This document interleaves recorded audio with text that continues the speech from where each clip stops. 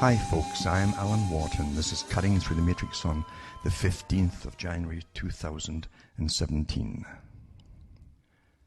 It's quite amusing in a sense to, and boring too, mind you, to watch the big system of the world and what runs the world and the many front organizations that are given to the public where you can track all the different plans for the future. These private organizations, the think tanks and so on. I've mentioned so many of them before over the years. And that is your front because they all really are controlled by a higher level than themselves, even the Council on Foreign Relations. And we find even in George Orwell's system that he talked about too, there's the inner party and the outer party, the higher up group. And you find the same thing with the Royal Institute of International Affairs, CFR, the higher group and the outer group. So there's definitely insiders and outsiders, you might say. But the outsiders do the work, and the planning is done higher above them too. We're run by organizations and forces which you don't elect. I've said that so many times. And they're rather boastful about it, really. They have been in recent years especially. And because they feel that they're pretty well conquered. And yet now, of course, with the U.S. Starting to reel in a lot of its mandates and going in a different direction, possibly, we'll wait and see, you'll see that they're getting nervous. The CFR and other organizations are becoming nervous because they've done so much work, and they've boasted quite out loud, in fact, especially in Canada, how they drafted up so many of these free trade treaties. This private organization, the CFR did, and then handed it to government to sign. It's quite amusing to watch it happening, and folks still think that they have a democracy. It's such a farce, isn't it? But so many of what's looked upon as the globalists and their minions beneath them, and unfortunately most folk are in the minions, the followers of whatever group that they've been assigned to follow, basically. And they are like the sheep in George Orwell's Animal Farm, where they have 4 legs good and 2 legs bad, the mantra. And you can change the mantra halfway through and they won't notice. And that's what happens all the time when the memes are given. They don't really notice that often what they're pushing for today was what they were pushing against yesterday. They don't know themselves. They're almost automatons in a sense. That's why if you join these big organizations, you will lose your identity completely, and you'll lose your wits as well. We've watched for many years now the destruction of a lot of Western nations, the planned destruction of them. And we've read the articles and the proud boast by those often who are behind it.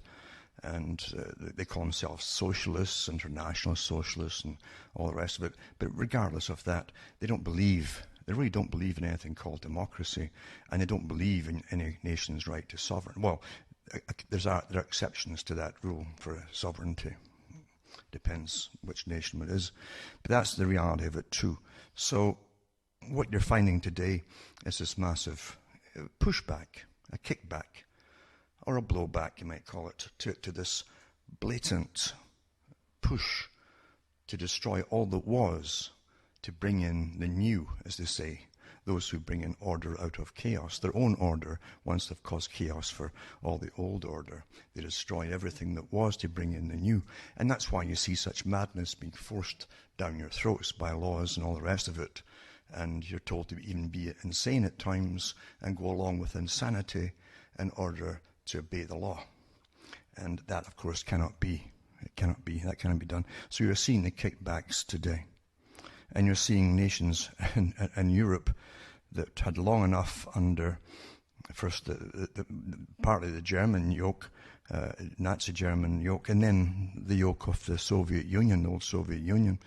They get a little bit of freedom for a little while, and meanwhile they end up in a worse condition than before, because we see this super monster using so many of the tactics of the old Soviet left being used upon them across the whole of Europe under the European Union Parliament, that they're not happy with it at all.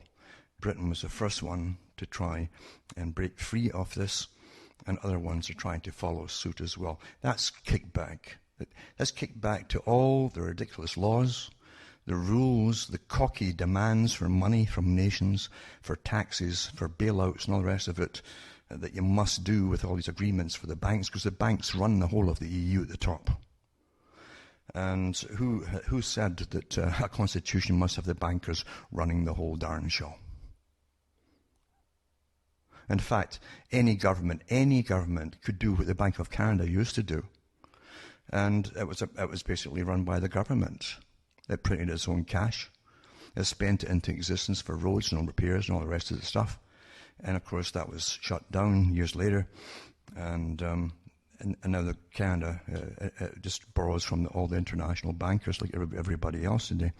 And you can't get out of the hole. I'll put a little article up on that tonight, in fact, because there's been an organization in Canada, very small, pushing for years now to try and get through the court system, legal system, to get it changed back to what it used to be. And good luck to them, really. But there are people who try. But getting back to this whole system of political correctness, which folk are sick of, absolutely sick of, by the way, and this forced self-policing, as the United Nations strategists and psychologists call it, of training the mind of everybody to self-police. So you can't be spontaneous and just blurt out a thought, or oh no, there's laws about blurting thoughts out, etc., etc. Self-police the brain. And that's total censorship with a scientific twist to it. It's abhorrent. It's anti-human. And people are really, really showing how sick of it all that they truly are. Absolutely sick of it. And in Germany too, with all of its problems, it's got to support the whole of the EU financially pretty well. You have a massive corrupt government, they call it government, or system of the EU Parliament at the top, the Commission, and no one seems to be responsible. At least they won't take blame for anything that goes wrong. They keep plundering the public, and it's disgusting what's been allowed to happen. Absolutely disgusting. Blatant robbery and corruption, where lobbyists have got first pick and dibs to see everybody, to get all their different products sold easily via the government help. Everything today is public-private partnerships. You understand that? That's why there's over 2,000 full-time lobbyist organizations based around the EU Parliament. And the same thing everywhere else too. Canada's got them, so is the US. And that's disgusting. Absolutely disgusting. To me, that's just blatant corruption. I don't care what else they want to call it. That's corruption. They used to call it fascism at one time. And it doesn't matter if you think of yourself communist fascism, because it's all the darn same. Communism was a con game that pretended that everybody was equal. And the elite who ran communism from its beginning to end were a super wealthy elite that moved in. They were wealthy very shortly afterwards because they were pocketing so much of the wealth of the whole darn country of slave labor underneath them. Everything is the same racket. And folk do have enough of it. Now we've got the carbon taxes in. Snuck in, I've read for years and years and years the statements by the top organizations from all the different NGO groups that were pushing for it, admitting it was all a scam. I've got statements from all the politicians, including ones from Canada, who said even if the science is all bogus or fake, it doesn't matter because they could take all this money for carbon taxes and spread it around the world. Well, you see, that's what, in democratic societies, that's what charities were for. That gave you the option if you want to scatter across the planet or not. It gave the individual the opportunity. It didn't have the government acting like banks, where they then borrow money and loan it out to the third world countries, knowing darn well they cannot pay it back. And they loan it through private banks, the IMF, and they put the citizens of your country down in Canada or the States or whatever as the guarantors to pay it off, knowing the third world country cannot pay it off. It's a great scam if you're a top banker. And we live through this stuff, and we accept it. And what's wrong with us? We've all been trained. All been trained, folks. And they always keep you so busy and worried all the time. Oh, there's another war coming up. Oh, there's another bank collapse going to happen. Oh, there's always something. Oh, you're going to die of 10,000 plagues. Or the chicken flu, or the swine flu, or the frog flu, or whatever it happens to be today. And that never happens. You never get all these things happening. This is how they keep you in a total state of worry. And I've done talks on this before to show you how it all works and to give you clips from all the famous players of the past, going over it from 30 years or 40 years ago and then to 20 years ago or 10 years ago, repeating the same horror to you. The same players repeating the same horror to their same citizens, using the same terminology to keep you all stampeding. Anyway, there's a lot of folk that are hopeful in the States. I don't know if it'll happen or not. I don't put my faith in politicians. I've always said that. And really, private groups run presidents and prime ministers. Private groups, not even the ones that you think run them, actually run them. That's their man or woman. They put them out there, and that's that. We're along for the ride to an extent. But a lot of folk, regardless, are just sick of it all. They're absolutely sick of it. And they're sick of the permanent welfare state as well, which of course was put out there for different reasons, for control and for creating armies of unemployed people, which can be stirred up anytime they want. But also, and this was all discussed a long time ago with the Labour Party in Britain, and then copied in the US, but they can also deal with people rather than have them walking the street or have them demonstrating or smashing things up because there's no work. They can keep them busy, drugged or whatever. I can remember when Margaret Thatcher in Britain altered what at that time had been a sacred cow for a long time, and that was the closing and opening times for the bars, the pubs, the booze houses.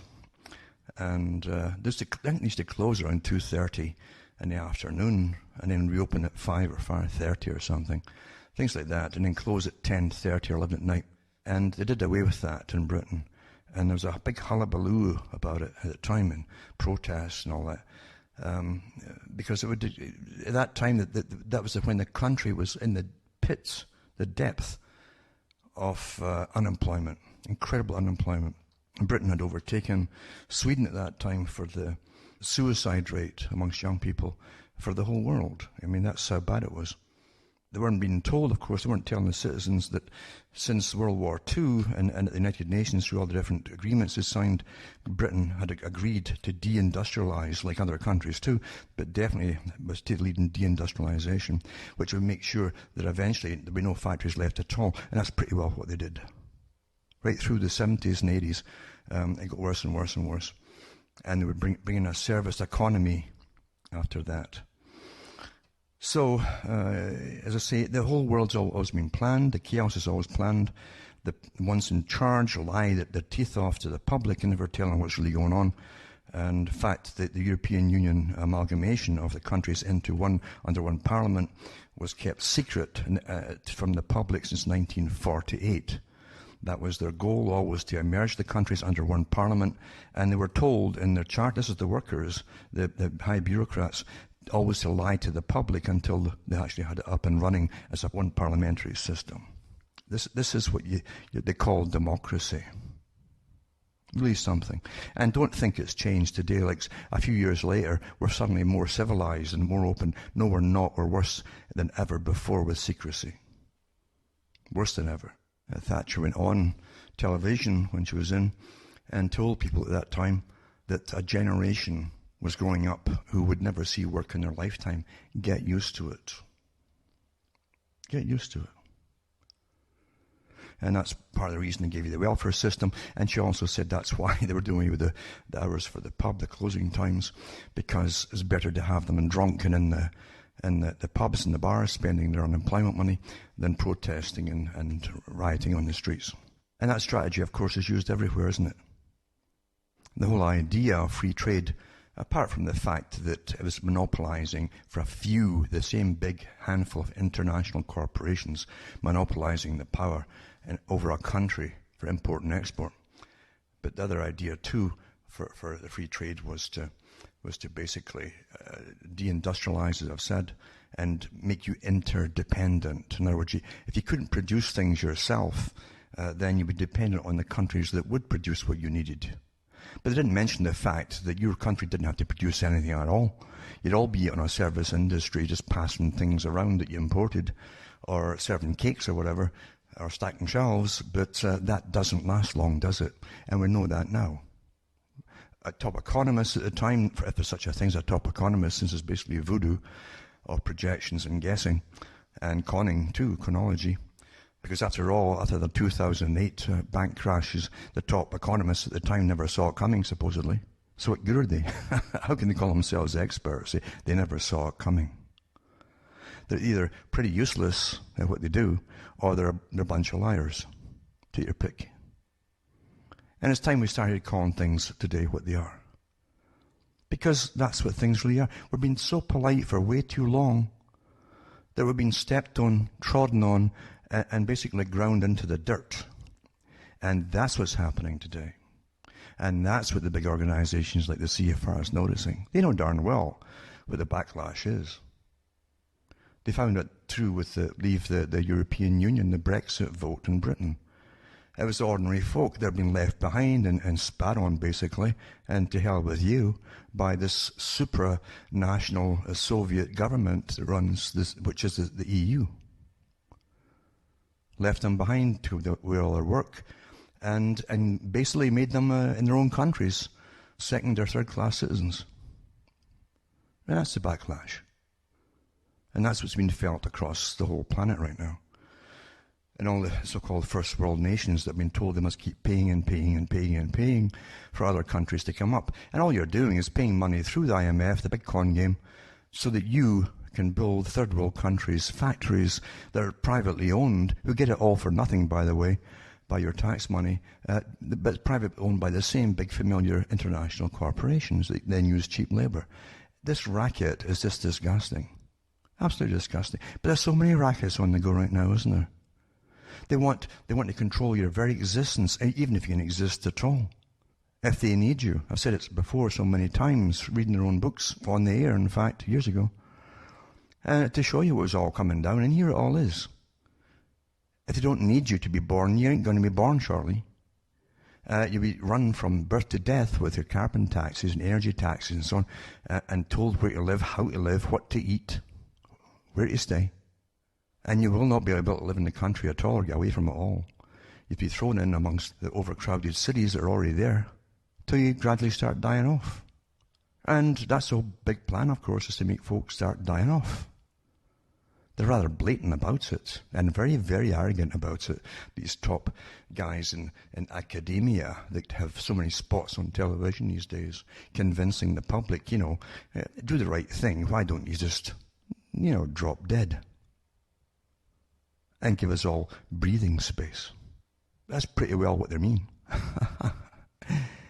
But that's the state of affairs today, isn't it?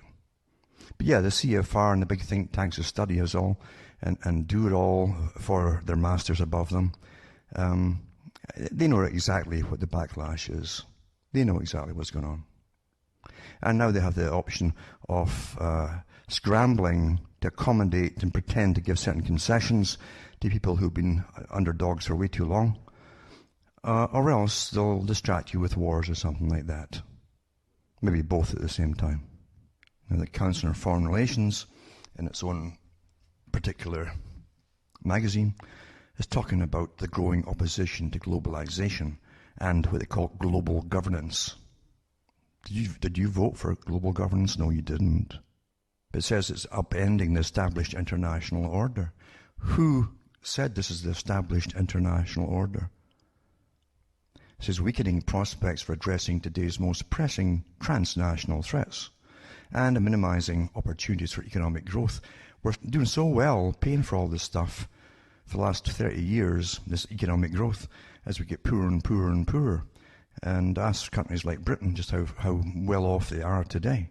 Don't think you're getting more money than your grandparents did. It's maybe numerically a lot more, but what it buys, it can often be a lot less, as they devalue your currency consistently. And it says the enduring threat of transnational terrorism, which of course they brought on and they bring it in to the country, renewed prospect of territorial aggression, massive flows of migrants, and perceived weakening of national sovereignty, causing policymakers to question past assumptions, about world order. Who are these policymakers? How come all these policymakers have been on board with the same agenda, regardless of the parties they claim to belong to, in all countries for so long? It says, and regional security. To consider how best to address the challenges, the German Institute for International and Security Affairs. Don't forget, too, the Institute for International Affairs, which is the British parent company for the CFR, and they've got one for the European Union under the same organisation now, too. So all politicians are at the top or belong to it, this private club. And it says the German Institute for International Security Affairs, in collaboration with the Council on Foreign Relations. It's the same organisation, folks. This is the kind of games they play. German Institute for International Security Affairs, in collaboration with the Council on Foreign Relations, hosted 34 delegates from 19 countries for the Council of Councils 9th Regional Conference in Berlin, Germany. Well, so what? This private club has umpteen different meetings with its own members over many years. We're not voting these guys in, but they're making the policies. They've been making your policy your whole life long. Do you ever hear any politician discussing these private clubs that run the governments when they're running for election time? No, none of them ever do. This is a report which you can download here, and I'll put that up tonight to the link for that.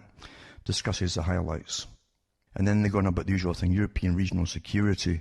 Their answer to folk getting restless under the EU is to make it impossible to leave it by creating a European army. And that's what they're going to let loose on the public. That's obvious. And then they go on about migration as a security challenge. Well, if you stop bombing across all these countries, you wouldn't have all these migrants getting out, these people fleeing the countries. The fight against Islamist terrorism, well, what do you expect? Brexit's implications for the EU and the world. And again, trying to give you scary scenarios of what will happen if Britain left it. And all the things that they brought in, this private club, such as globalization, immigration, free trade, and economic and political integration. Is that what you vote for? Economic and political integration, meaning the end of your nation and your sovereignty. That's what you've been doing all your life long, letting these characters run your future and your children's futures. So should we expect more countries to leave the EU or demand a reduction in EU authorities? Most of the public, even the politicians that are sitting at the bottom of it, don't even know who the unelected folk on the commission above them are, or what they even do. It's that secretive. Never mind the general public. EU authorities. This is what does Brexit suggest about the power of national sovereignty and the perceived democratic deficit within the EU. The perceived democratic. There is no democracy within the EU. And it says, how can the EU and other international institutions regain the public trust and confidence? Well, just keep lying to them, I suppose. That's all you've ever done to the general public. You always treated them like garbage, or the general public is mentally subnormal or something. That's why you didn't bother coming down from your perches and telling the public what you're up to. Just lie to them, and lie to them. Because you see, they don't believe in democracy. They believe in technocracy, where academia and professors and experts will run the world on behalf of the elite above them. I've gone through all this before from their own books. And that's what it's all about. Then it says populism is a challenge to political stability and globalization. And what explains the surge of populism? I wonder what it could be that folk are just getting fed up with it all. And how does this political phenomenon vary across countries and regions? What challenges does it present for international order? And then it says including for multilateral cooperation in areas ranging from trade to migration and security. What steps can international institutions and forums such as the G20? The G20 is a private club made up of your prime ministers and presidents. The public never voted on them or even gave them any go-ahead to go and create these clubs. The International Monetary Fund, actually the CFR created it for them. The International Monetary Fund, the same organisation, CFR, Royal Institute for International Affairs. The World Bank, a private institution for the Royal Institute for International Affairs, and the World Trade Organization, set up by the Council on Foreign Relations and the Royal Institute for International Affairs. One organization set all these things up, including the UN, by the way. That's what set all these things up, one private organization. And they talk about, are you not happy with what they've given us? Aren't you happy with it? Like you're a child, eh? And you're a bit peeved about it. You're pouting a little bit.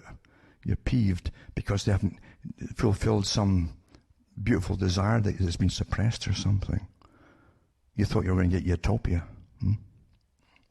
socialism under any guise, whether it's a communistic socialism, that's international, or a national socialism, they're all the same.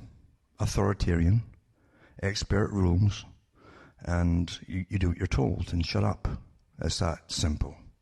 And that's what these people who've been so spoiled and pampered with the money they loot off of all of us, that's how they become at the top. They're so arrogant with it all. And what gets me too, what really gets me, is this awful term they use, democracy, when they use countries under NATO to invade countries across the world to bring them democracy when we've never had it ourselves. We've never had it ourselves. And these guys don't believe in giving it to you because they don't believe the general public can handle themselves. Mind you, they've got a point there too. You've got to keep sanity, complete sanity, ruling, and facts, F-A-C-T-S, facts, running the logic patterns of the system, and not ideologies. Facts. Today, facts go out the window when it comes to, well, that's not fair. And you've heard all different answers to all this kind of stuff. Well, that's not facts go out the window. Yep.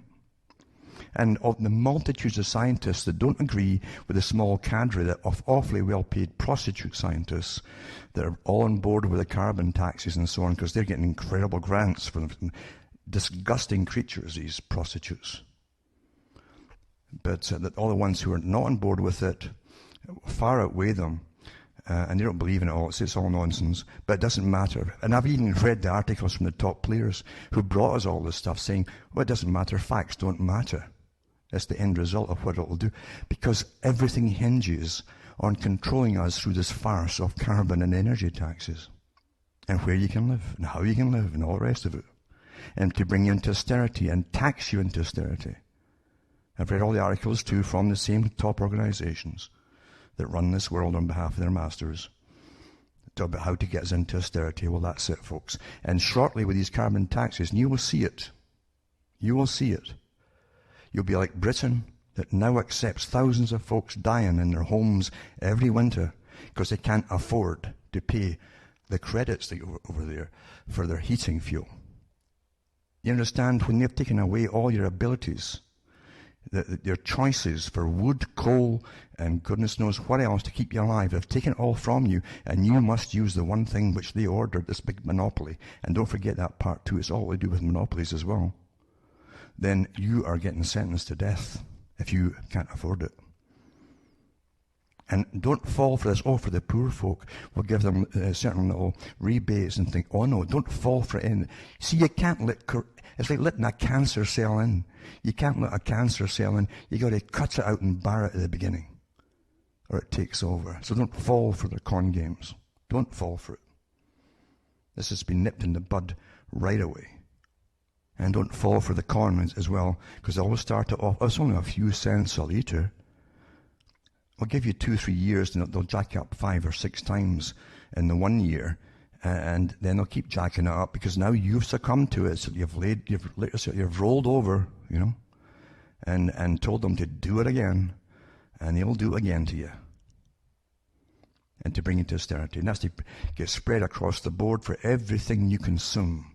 This tax is to go on top of it, this carbon tax, on top of all the other taxes, to bring you into austerity and to put incredible wealth in the hands of a few so-called green banks where they pretend to store the carbon through all their nonsensical ideas. Rubbish. It's all lies. And I've read so many articles where the top planners for all this admit it's all lies. They want total control over folks' lives. I mean total. This is the one for the big rush for total control, under the guise of environmentalism and saving the planet and all that nonsense too. Yeah. And don't get mixed up with carbon dioxide and carbon monoxide, because these characters are playing one hell of a game with you. Never mind global warming. They daren't mention that anymore because the temperatures aren't complying with their big con game, are they? It's called climate change. Well, I guess that's what seasons are. The 4 seasons. Climate change. eh? Of course it's always been climate change, but this is the chronology they use to confuse folk. Well, as you know, it's true enough that climate change, yeah, it's supposed to change. And it always does. But the racketeers who run your minds, and this is the thing too, they're running your whole mind. They're running your logic patterns.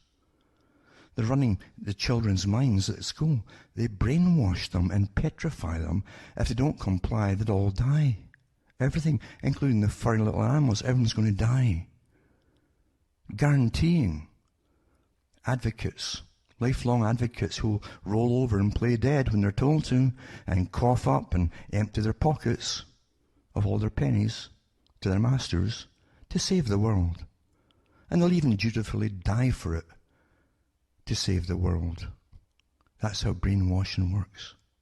And then we have this article here about the other ones that believe that they're masters. So at least some of them believe that they are.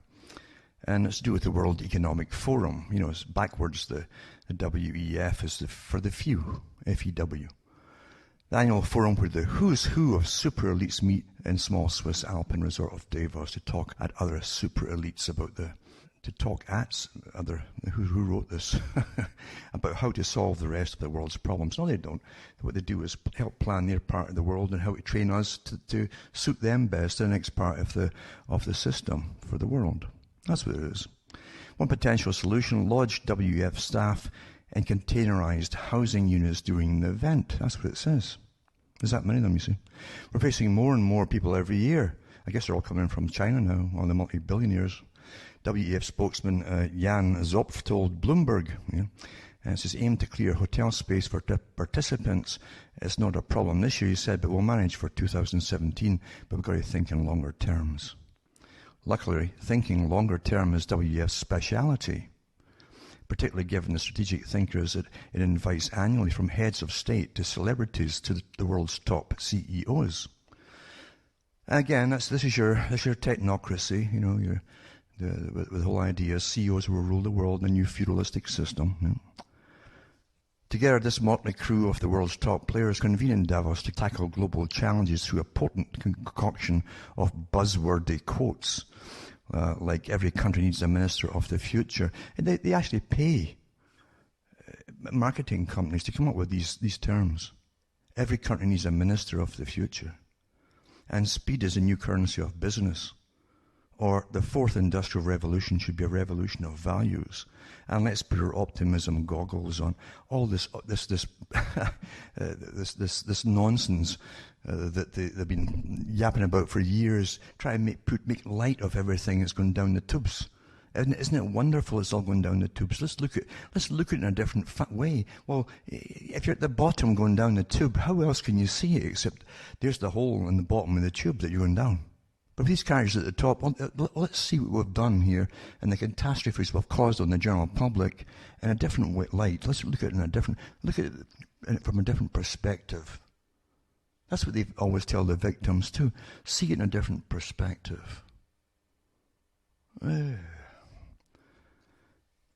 All this money into psychological testing and studying to con us through the use of terminology. You'll have no work. And you'll be gouged silly with all your carbon taxes. And these characters at the top here who go to Davos will be getting all these millions of dollars worth of free carbon credits to start off their businesses. And they trade them and make a profit off them. We schmucks at the bottom pay for it all. Aren't you fed up with this nonsense? Aren't you just sick of it all? Feudalistic system. Aren't you just sick of it? Aren't you sick being a serf? Aren't you sick of hearing all the experts they hire to con you and con you and con you, time after time after time? Don't look at poverty this way.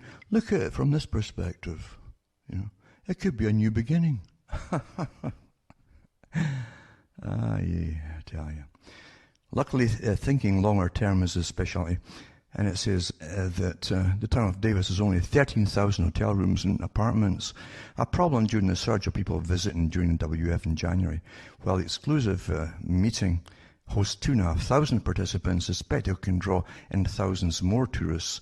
In 2015, for instance, some 11,000 people visited the small Alpine town during the conference. But what it did actually, you see, to do with these containers, it actually it cleared, I think, the staff even out their rooms in all these big hotels. And they put them in these big containers. You see the stuff coming from China, and basically.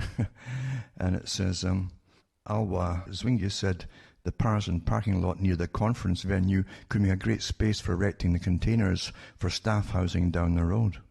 Innovative strategic solution. That way the CEOs and world leaders can focus on tackling challenges like rising income inequality. I guess they should add on to that and conning the public even more. Don't look upon it like rising income inequality. Look at it from our perspective. Yeah?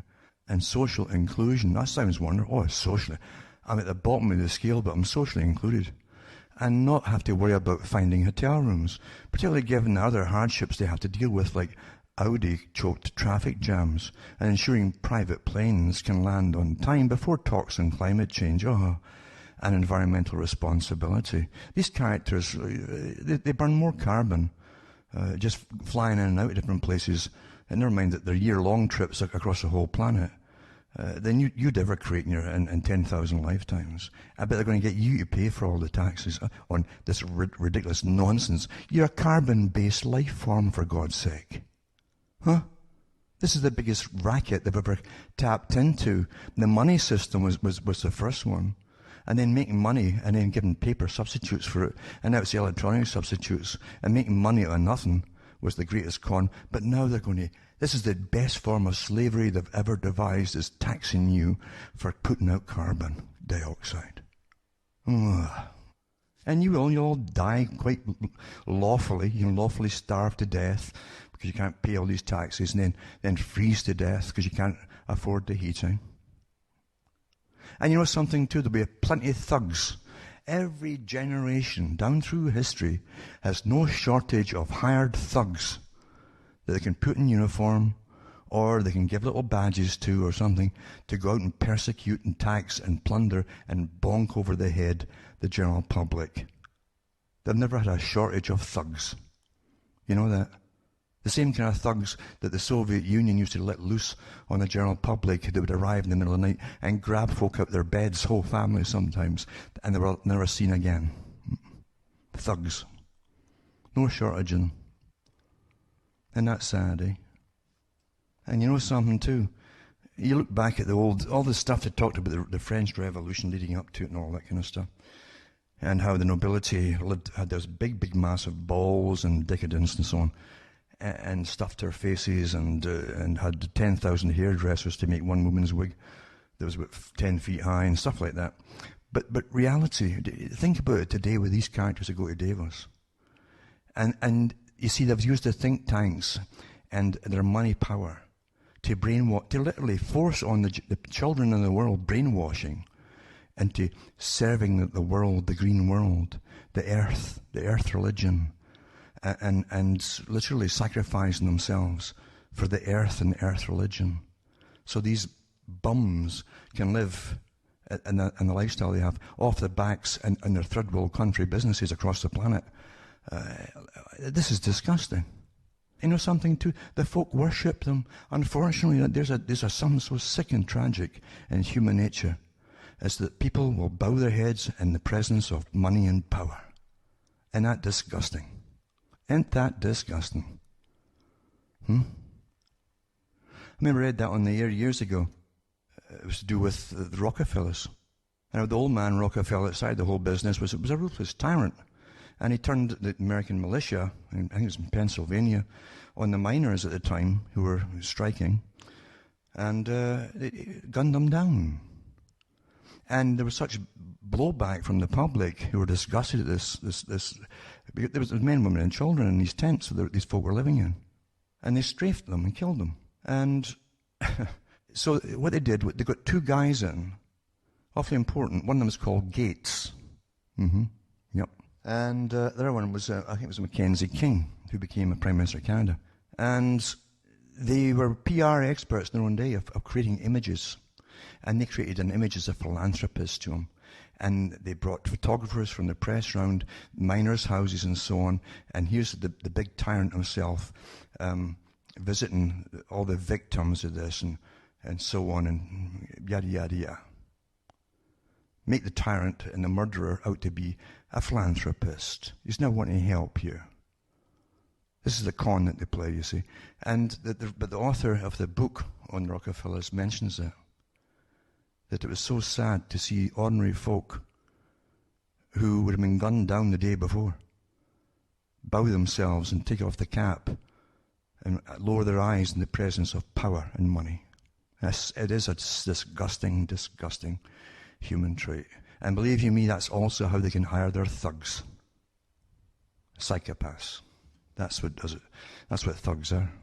But anyway, so they're going to put the staff up, take them out their little servants' rooms and put them into these containers during the conference. Well, that's what cattle should be in, isn't it, really? And then this article here too, China is set to be focus at the W.E.F gathering, and it'll be the first time a Chinese head of state has attended the annual gathering, which has evolved over more than 4 decades into the ultimate international networking sessions.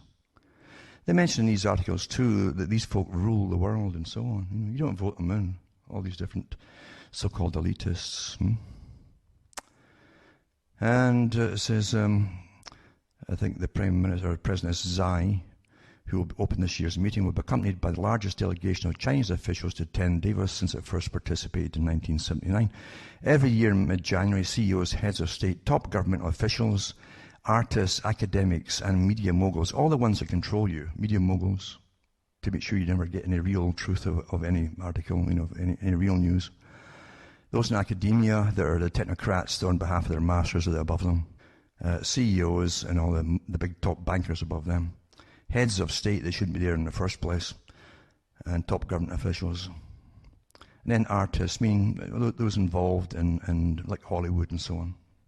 They give you all the fake stuff to believe in, and all the war movies, and how should we pray to go off and get slaughtered, So this year, amid a perceived US retreat from global affairs and with Europe facing political uncertainty, attendees will watch out for China to emerge as a champion of globalization and multilateralism. I've read on the air parts of a book from 1937. It was the international meeting of, at that time, the members of the private group, the Milner Group, Lord Alfred Milner Group, that became the Royal Institute for International Affairs - Council on Foreign Relations. That all the top politicians of the Western world in that day, in the 1930s, in their private club, the top international bankers that lent to the countries were there at the meeting. And they were talking about the coming war with Japan. This is 1937. And how they could use it again to their advantage, you see. And they would use eventually China down the road to take over from America, that America would rule as the policeman of the world for a while and take over from Britain after the war was finished. The war hadn't started, remember, World War II.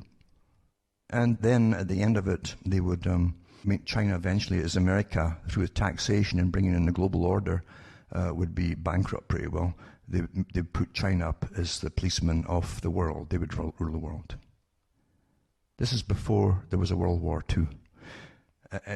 And the title of the book was very cleverly disguised under the future of the British Empire. Because the empire was to be the embryo for the world government. Then they were going to hand it over to the US for a while, and then to China. And they held it in Australia that year, that meeting. And in the book it says, right in the front page, printed and published and funded by the Rockefeller Foundation.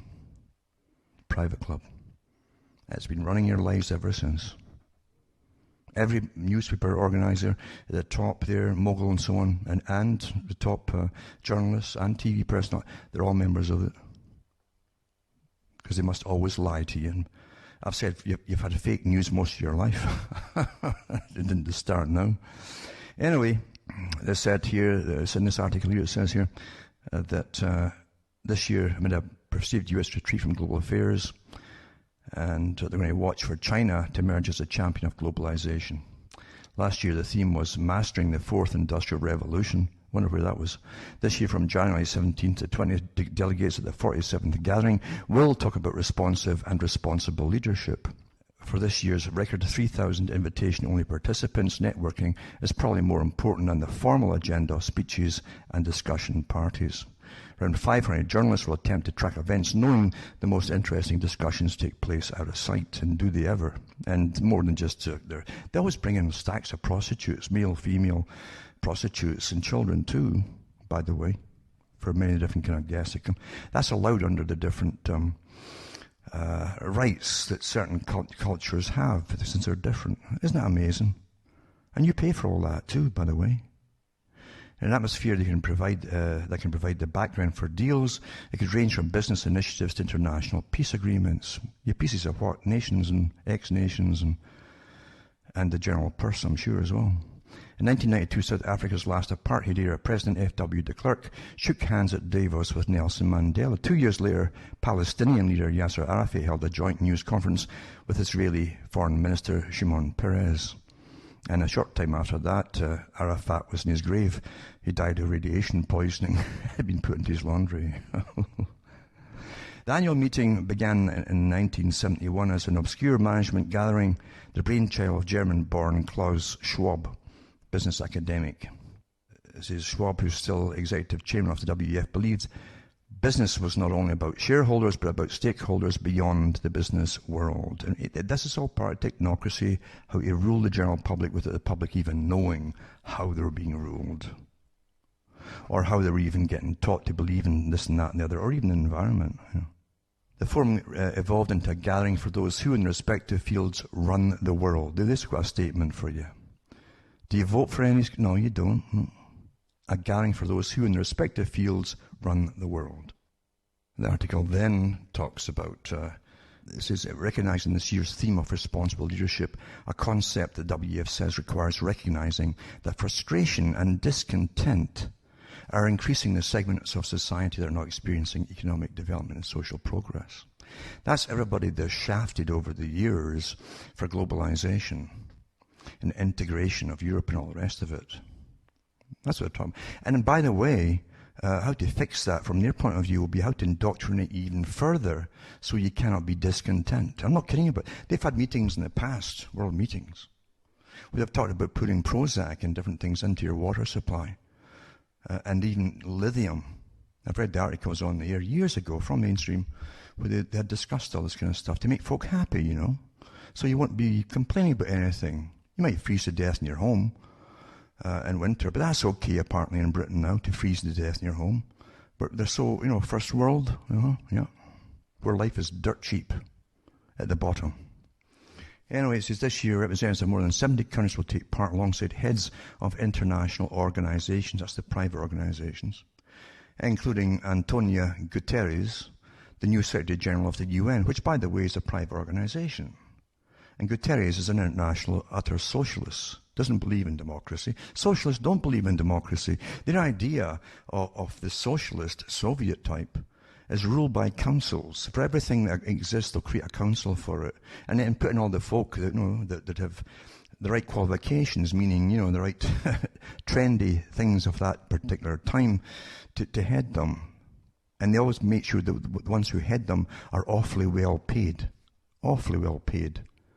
And the folk at the bottom have very little, of course, naturally. Anyway, I'll put this article up as well for those who want to have a look at it. And this article here says, your money is being used to help bankroll the World Economic Forum in Davos. Why? Well, we always pay for all the elite dues for the shindigs, don't we? It says, later in the month, hundreds of private jets are expected to descend in a small town in the canton of Graubünden, Switzerland, for a few brief days. They'll be carrying the elite of the elite who will be attending the World Economic Forum. And then he goes on where it's held and all the beautiful place and the whole thing and all this kind of stuff. Now, basic membership in the W.E.F, the basic membership costs $50,000. That's to keep everybody else out, you see. A premium membership can set you back $500,000. But in recent years, the W.E.F has enjoyed another source of income. Since 2013, the Obama administration has been sending foreign assistance dollars to the W.E.F through the United States Agency for International Development, USAID, USAID. According to government records, the tab to taxpayers thus far is $26 million. You can't get folk indignant anymore, you understand that? You can't get folk upset about things that they should be upset. You can get them upset about anything else if it's done psychologically by experts. But you try and get them upset about things they should be indignant about, and it just won't happen. It just doesn't happen. I mean, here you have, that's just one country giving them. Don't think the other countries are not giving them the equivalent amounts of money. Of course they will be. The elite never spend money by themselves. That's why they're so stinking rich. And their big shindig, all the food and their spreads and their tables and servants. No, you'll pay for all that. Do you understand you're in the best form of slavery that ever existed on this planet? You really are, and you have no idea that you're really actually under it. Oh, you earn a wage, you say, and you can take it home. It's all taxed back off you. And it says the attendees include a global elite, including heads of state, business titans. That's where they make deals, private deals, to use your tax money to fund their big corporations and things. Business titans and celebrities, the ones that keep you conned and stupid, you know. The culture creators that make you follow all the disgusting traits that destroy your society. It says there are cocktail parties sponsored by multinational corporations and dinners catered by world-class chefs and served by bartenders and performing magic tricks. Well, but I think the ones who they're serving there is with the bankers do the best magic tricks of all. Celebrities like Leo DiCaprio and Bono mingle with current heads of state. Because you see, that again, don't forget, the big corners through the IMF and the World Bank, they loan out money via your country that borrows it to start with. And the third world countries cannot pay it back. So they use these characters to make sure that your prime ministers and presidents write it off. And then you are put down the guarantor. Remember, you end up getting it tacked onto your taxes to pay it off. What a fantastic business deal, eh? That's what governments are. They're private businesses. Haven't you figured that out? Anyway, it says W.E.F is considering housing staff in the temporary containers to make room for guests. That means put all their maids and so on into these containers. Put a few beds, throw them in for the cattle at the bottom, and put them in these shipment containers. So this is without a doubt the most connected non-profit on the planet, and the organization boasts that it provides a platform for the world's 1,000 leading companies to shape a better future for themselves. I added for themselves, naturally. That's what should be on there in the first place. The globalist missionary zeal of the organization, combined with its luxurious parties, has earned at the Davos meeting the nickname Burning Man for billionaires. I guess they don't pay their carbon taxes, eh? Not surprisingly, the W.E.F is also flush with cash. According to the non-profit's 2015 to 16 annual report, the organization took in $223 million, current exchange rate, in revenue, most of it from membership dues and partnership fees. Despite the obvious wealth of the W.E.F and its members, USAID, that's the USAID, has given assistance to the W.E.F in the form of tens of millions of dollars of taxpayer money. Since 2013, USAID had given the World Economic Forum $26,091,370 under its Foreign Assistance to Programs Overseas Initiative, which comprises nearly two-thirds of all grants and other funding the W.E.F took in over that time period. So why is USAID, which is supposed to focus on disaster relief and poverty relief, subsidizing such an organization? According to the federal government's spending website, and that's one to look up, by the way, you'll have a good laugh. It's the best comedy you'll probably see. Every country's got, well, actually, a lot of countries don't even put it up. We have no idea where money goes. USAspending.gov, it's unclear. The money came in sizable grants of $9.5 million in 2013, $11.1 million in 2015, and $5.7 million in 2016.